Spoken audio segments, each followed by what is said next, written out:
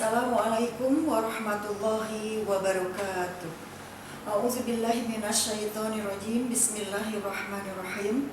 Alhamdulillah wa kafa wassalatu wassalamu ala ibadihil mustafa Sayyidina Muhammadin wa ala alihi ahli sidqi wal wafa. Asyhadu an la ilaha illallah wa asyhadu anna Muhammadar Rasulullah. Rabbi shrahli sadri wa yassirli amri wahlul 'uqdatam min lisani yafqahu qawli. Amma ba'd. Amin ya Allah ya rabbal alamin. Anak-anakku, siswa-siswi SMA Negeri 5 Karawang yang Umi cintai, beserta seluruh keluarga besar SMA Negeri 5 Karawang yang insya Allah dimuliakan oleh Allah Subhanahu wa Ta'ala. Marilah kita sama-sama bersyukur kepada Allah Subhanahu wa Ta'ala bahwasanya pada sampai saat ini Allah masih memberikan nikmat iman, nikmat Islam, nikmat panjang umur kepada kita semuanya dan bisa menjalankan ibadah saum, ya. Insya Allah mudah-mudahan ibadah saum kita makbul dan mabrur. Amin ya Allah ya rabbal alamin. Anak-anakku yang Umi cintai, hari ini Umi akan membahas tentang mengingat kematian. Ya. Kematian itu adalah sesuatu yang datangnya pasti. Setiap orang yang bernyawa, setiap segala sesuatu yang bernyawa maka akan merasakan kematian. Kematian itu diibaratkan satu pintu, ya, di mana semua orang akan memasukinya. Al-mautu babun wa kullun nas dakhil. Kematian itu adalah sebuah pintu di mana semua orang akan memasukinya. Bahkan ketika datang kematian itu, maka sesaat pun kita tidak bisa mengundurkan atau memajukannya. Siapapun akan dilalui dengan kematian. Ya. Bagaimana kita cara mengingat kematian? Rasulullah bersabda, "Ya sunnas aksaruhum dzikra lil maut wa asyaddahu istidadan lah. Ulaika humul aqyas. Zahabu bisarafid dunya wal akhirah." Sepandai-pandai manusia itu adalah orang yang banyak mengingat kematian dan punya cukup bekal untuk menghadapi kematian. Mereka adalah orang yang pandai. Mereka akan kembali ke alam baka dengan kemuliaan dunia dan akhirat.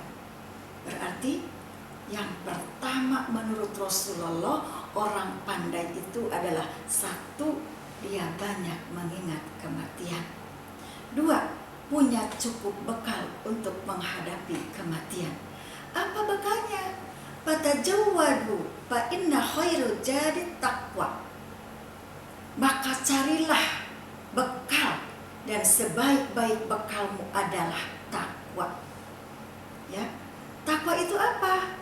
Takwa itu adalah sifat di mana seseorang ketika ada iman di hatinya, dia akan mendahulukan Allah di atas segalanya.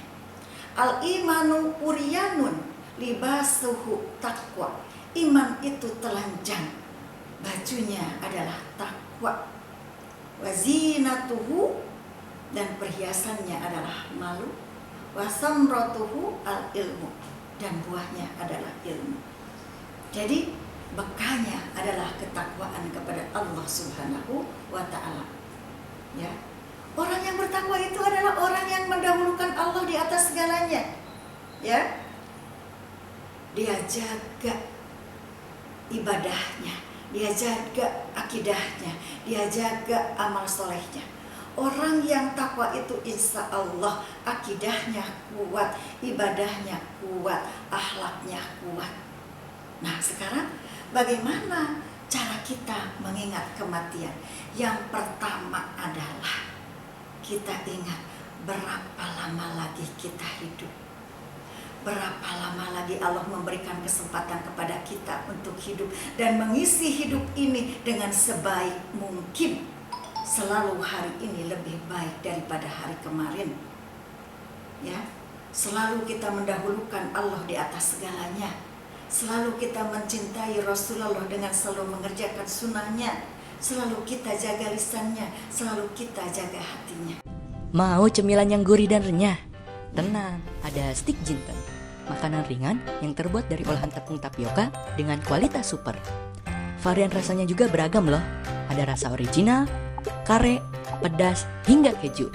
Stik jinten tersedia di Dela Jaya Bontot, Galeri Pusat UMKM Karawang, Fasik Walk Galung Mas Lantai 2, Bukopin, BRI, dan masih banyak yang lainnya. Info selengkapnya cek Instagram @stick_jinten. Ayo, cobain stick jinten sekarang juga. Yang kedua, cara mengingat kematian adalah bagaimana kematian keadaannya, keadaan kematian yang akan menghampiri kita. Apakah kita mati dalam keadaan husnul khotimah? Apakah kita mati dalam keadaan su'ul khotimah? Apakah kita mati dalam keadaan baik? Apakah kita mati dalam keadaan buruk? Apakah kita mati dalam keadaan dihinakan? Apakah kita mati dalam keadaan dimuliakan oleh Allah? Hidup mulia, mati syahid. Hidup punya makna, mati punya arti. Ya, insya Allah. Yang kedua, yang harus diingat adalah bagaimana bencananya nazar. Bagaimana bencananya sakaratul maut. Sakaratul maut itu sakitnya luar biasa. Bahkan sakaratul maut itu sakitnya bagaikan merasakan 300 sayatan pedang. Nabi Ibrahim ingin merasakan bagaimana sakitnya sakaratul maut, tapi malaikat Israil tidak berani mencabutnya, terus meminta sampai 3 kali. Akhirnya Allah izinkan dan hidupkan lagi, kata Allah kepada malaikat Israil.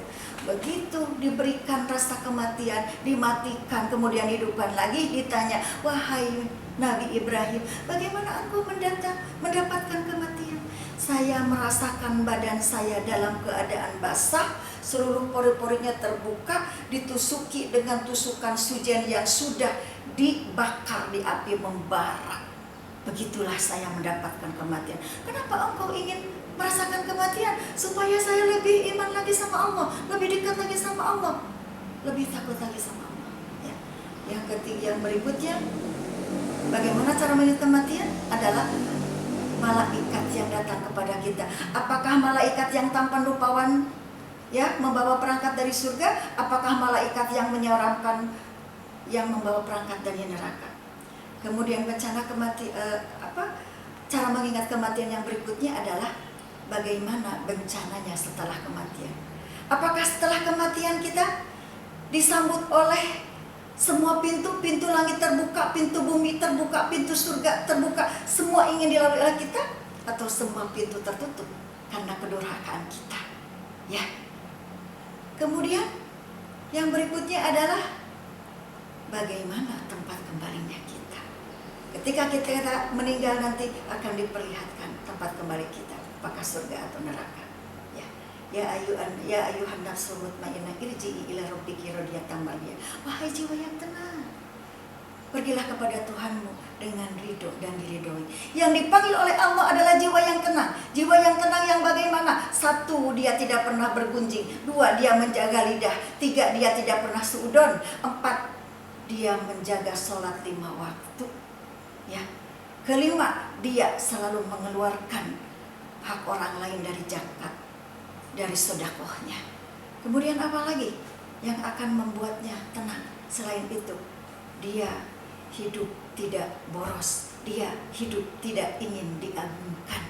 Ayo, jadikan hati kita tenang supaya nanti ketika malaikat Israil memanggil kita dalam keadaan hati kita tenang, tidak bergunjing, tidak memperolok, tidak suudon, menjaga sholat 5 waktu, mengeluarkan zakat sedekah, tidak boros, tidak ingin diagungkan, kemudian selalu beramal dengan ikhlas. Ya, karena apa? Segala sesuatu yang dilakukan dengan ikhlas, insya Allah akan ada pahala dan kebaikannya.